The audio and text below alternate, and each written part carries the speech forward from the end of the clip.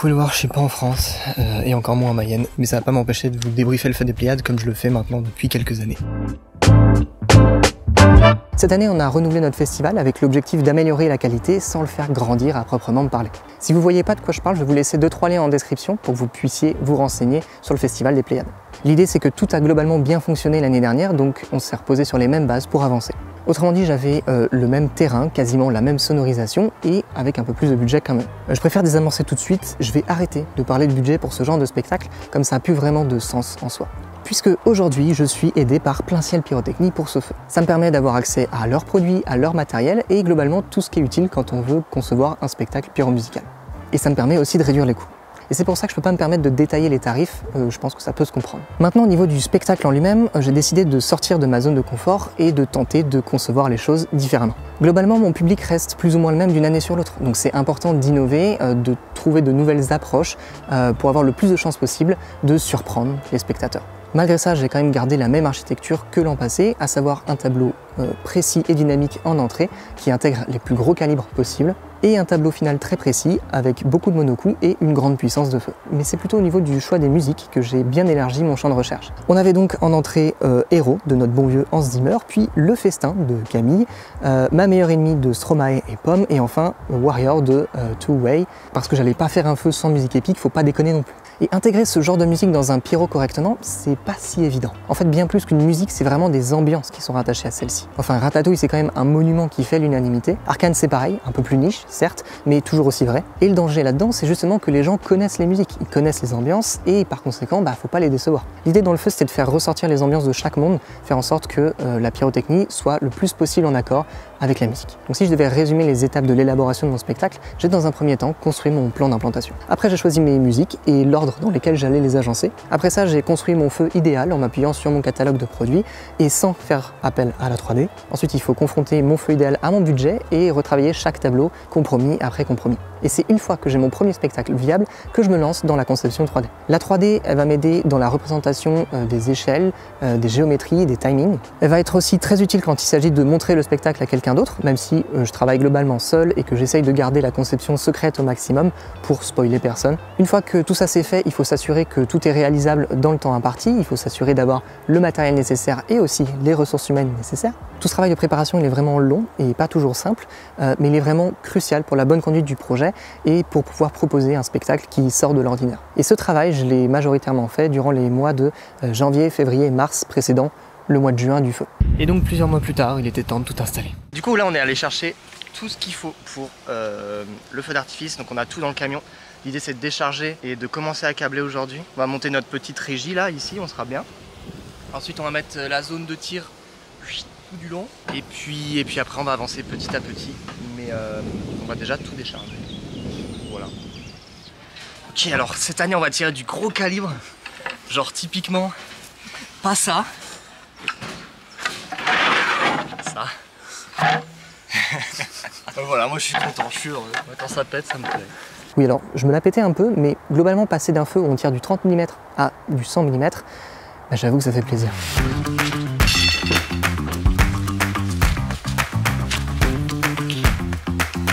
En gros, tu la descends dans ton tube.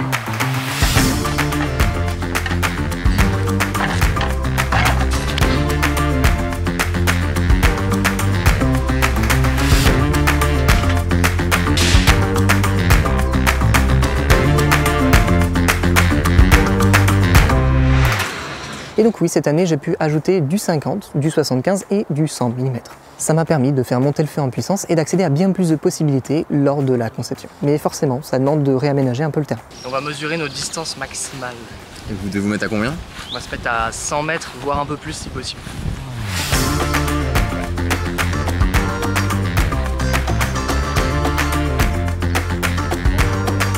Si le public est là, ça marche, d'un point de vue légal.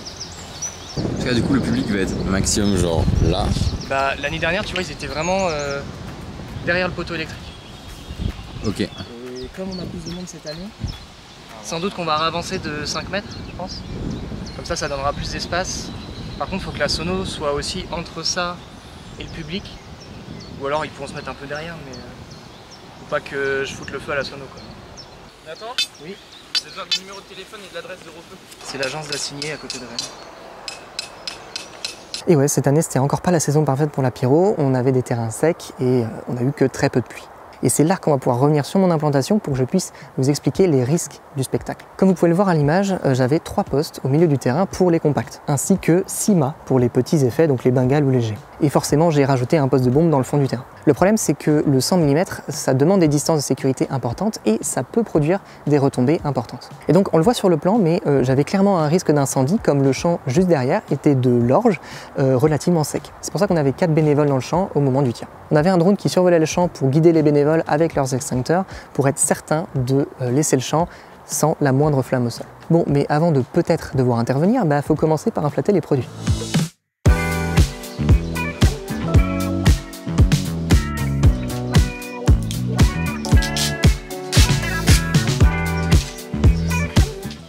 Regarder un par un là? Ouais, oui. C'est pour ça que ça prend un bon petit paquet de temps. J'imagine. Là par un, ils sont en gros. Et pendant que les gars installaient les inflammateurs, j'ai pu préparer les racks à monocoups, des racks sacrément pratiques qui nous ont fait gagner beaucoup de temps. Et après vous branchez des câbles à ça ou vous mettez genre les explosifs qui sont directement branchés dans... Là tu vois là-dedans, c'est ça qu'on va mettre. Moi je prépare pour ces effets là. Ça ira dedans comme ça. Là je ferai comme ça. Et du coup l'idée c'est que tu auras le câble qui va ressortir, après on aura un petit boîtier par module et avec la feuille on va pouvoir suivre, câbler directement dessus et puis voilà, comme ça on gagne du temps au maximum. Et vous en avez combien à faire en tout là, en vrai? Moi j'ai pas compté, on en a beaucoup. Parce qu'il y a 155 lignes et sur certaines lignes il y a plusieurs produits. Ah ouais. Donc il y en a au moins 155. À l'enfer. En plus tout trier après et se rappeler où à quoi. Ouais, vous faites des fiches. Il faut bien noter les noms.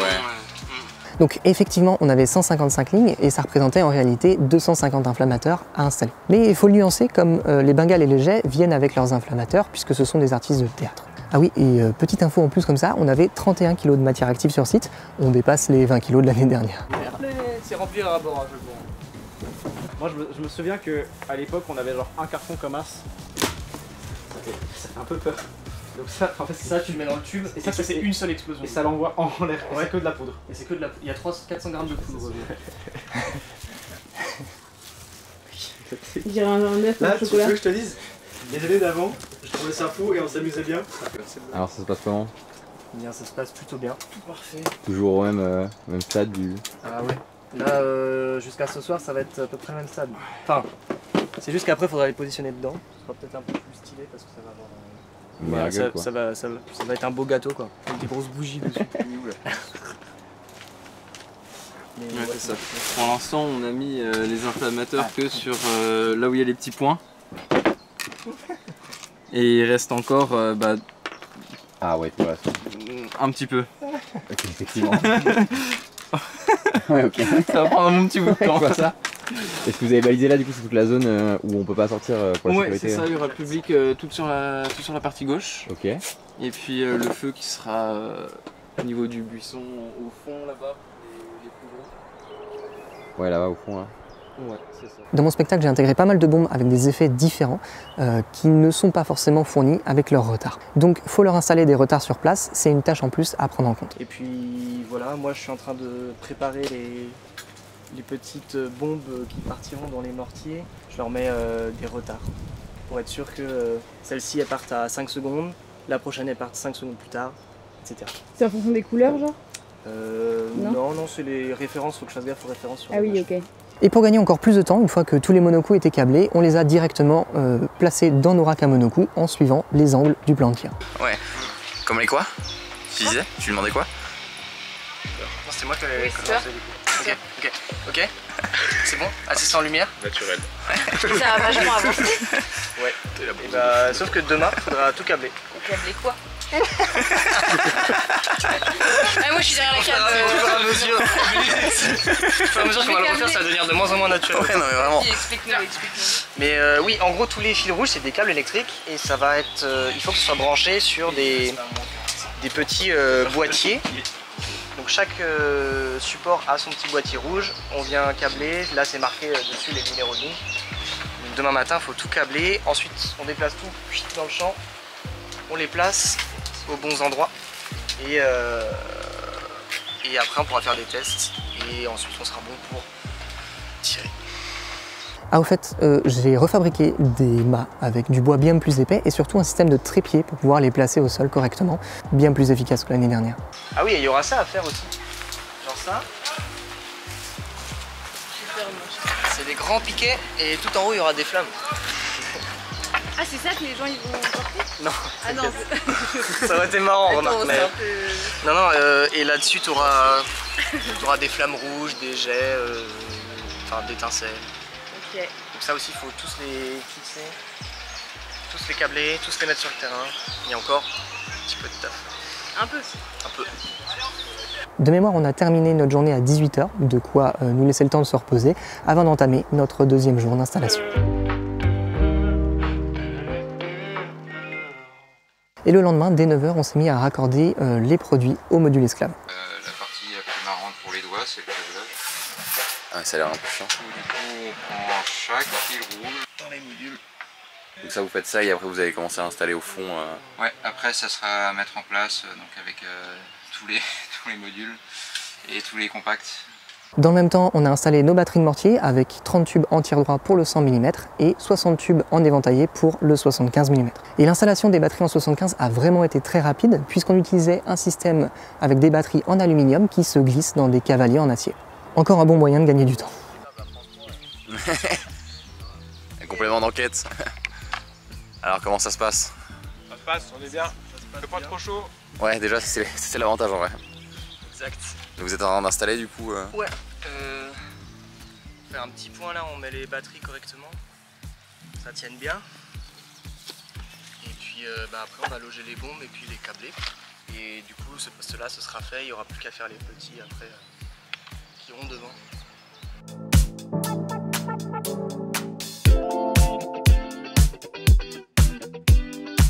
Alors elle est unique au monde celle-là. Ouais, c'est ce que j'ai entendu, c'est toi qui l'as fait, c'est ça? Pas deux comme ça. On verra si c'est amené à évoluer. Oh oui, tu vas évoluer mon chef. L16. En fait j'ai déjà planifié, le fait de l'en avoir fait un et de l'avoir testé, j'ai qu'une envie, c'est d'en refaire un autre maintenant. En améliorant tous les points que... Mais en vrai, tu vois, en passant au HF et tout ça. Je suis pas sur du HF. Ouais, je pense. Mais en plus je me suis renseigné, j'ai fait des essais. Il y a juste la législation française en HF, c'est un peu... Ah ouais, ça c'est chiant. Malheureusement, cette année, j'ai encore pas pu vous filmer la fin de l'installation. En fait, l'installation des artifices sur le terrain a été un peu chaotique, donc j'avais vraiment pas le temps de penser à documenter tout ça. Le problème principal vient de mes plans de tir. En fait, ils étaient pas assez clairs, trop compliqués. Et en plus de ça, j'avais oublié d'en imprimer plusieurs. Grosse erreur. Mais comme si ça suffisait pas, on s'est confronté à un gros souci technique. Il nous était impossible de nous connecter au troisième module. Globalement, ça voulait dire que toutes mes géométries de monocoup allaient être bancales et que beaucoup de produits allaient rester au sol. Bon, après plusieurs heures de recherche sous stress, j'ai pu m'en sortir en bidouillant un peu le réseau. Je vais pas rentrer dans les détails parce que premièrement, c'est assez complexe, mais surtout, j'ai toujours pas compris ce qui s'était passé. J'ai qu'une hâte en rentrant en France, c'est de pouvoir refaire des essais, trouver d'où vient le problème et faire en sorte que ça ne se reproduise plus jamais. On a eu aussi à déplacer certaines lignes dues à des pannes sur mes câbles. Je m'y attendais parce que je les avais testés mais que j'ai pas eu le temps de les réparer. Et vient donc le moment le plus attendu et le plus redouté, le tir. Après avoir attendu un bon moment que le discours de remerciement se termine, il était temps pour moi de démarrer le tir. Le premier tableau s'est plutôt bien déroulé malgré quelques manques de jets sur des mains. Mais dès le début du deuxième tableau, j'ai vite compris que quelque chose n'allait pas. Vous vous rappelez du module numéro 3 ?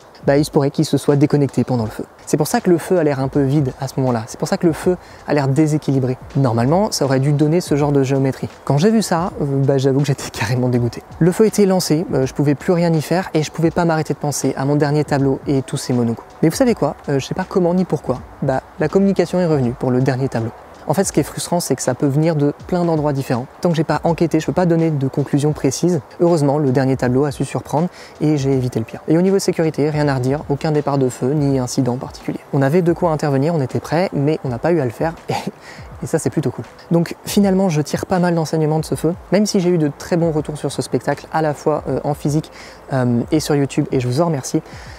Je le considère quand même quelque part comme un échec. Certes, on s'est amélioré sur certaines parties de l'installation et on a même gagné du temps à certains moments. Maintenant, le feu n'était pas à la hauteur de mes espérances. J'en ai pas parlé, mais il a manqué de précision. Je triche un peu dans mes montages, donc vous l'avez pas vu. L'orga de l'installation était loin d'être parfaite et fluide, elle aurait pu être beaucoup plus précise, mais c'est pas pour autant que je baisse les bras, bien au contraire. J'ai eu le temps de méditer la question, de prendre du recul et de redéfinir des objectifs. Aujourd'hui, j'ai revu mes outils, j'ai revu mes méthodes, j'en ai discuté autour de moi et je pense avoir fait un bon pas en avant. Maintenant, il ne me reste plus qu'à tester pour valider ou non ma nouvelle méthode de travail. On en reparlera dans quelques mois. Je vous remercie de m'avoir écouté, j'espère que cette vidéo a su répondre à votre curiosité. Je vous laisse me poser vos questions dans les commentaires, n'hésitez pas à liker et à partager autour de vous, ça m'aide énormément. Et sur ce, je vous dis à la prochaine. Salut!